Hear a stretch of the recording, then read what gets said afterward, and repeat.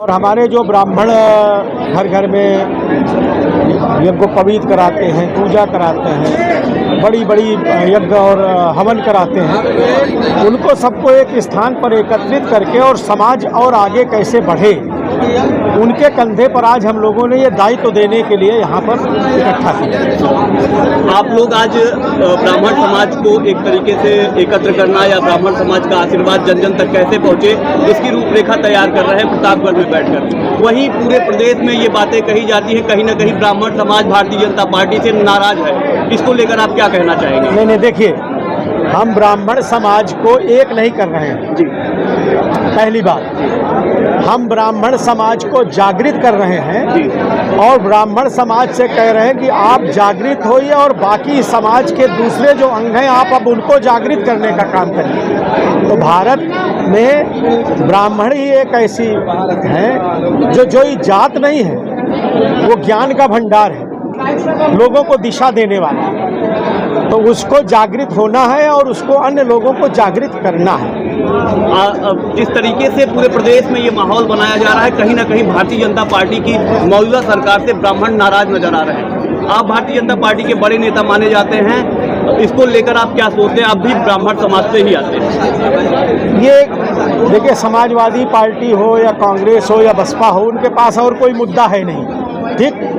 नाना प्रकार के हथकंडे वो अपनाते हैं, लेकिन ब्राह्मण समाज ने सदैव राजा बनाया है, राजा बनने की चेष्टा कभी नहीं किया है। और ब्राह्मण समाज उसी को राजा बनाता है जिसको उसके योग्य समझता है। तो हम जिसको उसके योग्य समझ रहे हैं, हमने उसको राजा बना रखा है। प्रदेश की बागडोर उसके हाथ में दे रखी है और हमें लगता है कि अभी प्रदेश उनके हाथों में अच्छा चल रहा है।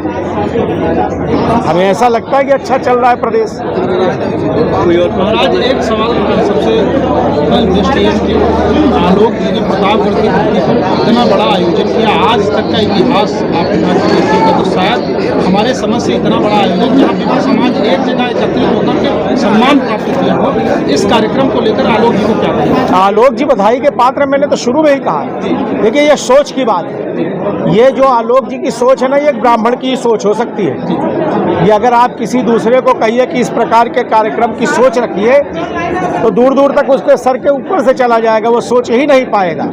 तो मैं तो इस ब्राह्मण को, आलोक जी को बहुत बधाई देता हूँ कि आपका जो विवेक है, आपकी जो बुद्धि है और आपने जो इस दिशा में सोचा, ये इसके लिए इतने बधाई के पात्र हैं कि इसका अनुसरण तो पूरे देशवासियों को करना चाहिए। देश के अन्य जिलों में भी लोगों को इसका अनुसरण करना चाहिए, इसलिए ये बधाई के पात्र हैं।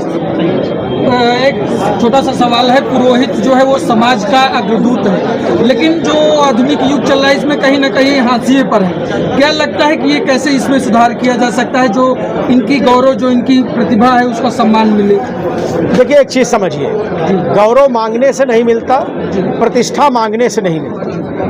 प्रतिष्ठा को बनाना पड़ता है और जब प्रतिष्ठा आप बना लेंगे तो आपको गौरव अपने आप प्राप्त हो जाएगा। तो ये इस योग्य हैं कि अपनी प्रतिष्ठा बनाएंगे और अपनी प्रतिष्ठा बना करके उस गौरव को पुनः प्राप्त करेंगे। ब्राह्मण इस योग्य है, उसको किसी और चीज़ की ज़रूरत नहीं है। केवल अपने को जिस दिन उसने जागृत कर लिया और अपने पुराने रूप में आ गया, ठीक ना, उस दिन आप देखिएगा, केवल जागृत करने की देर है। वो जागृत कराने में हम लोग लगे हैं कि आप इकट्ठा होने का प्रयास मत करो, आप अपने को जागृत करने का प्रयास करो। ठीक है, बहुत बहुत शुक्रिया, धन्यवाद।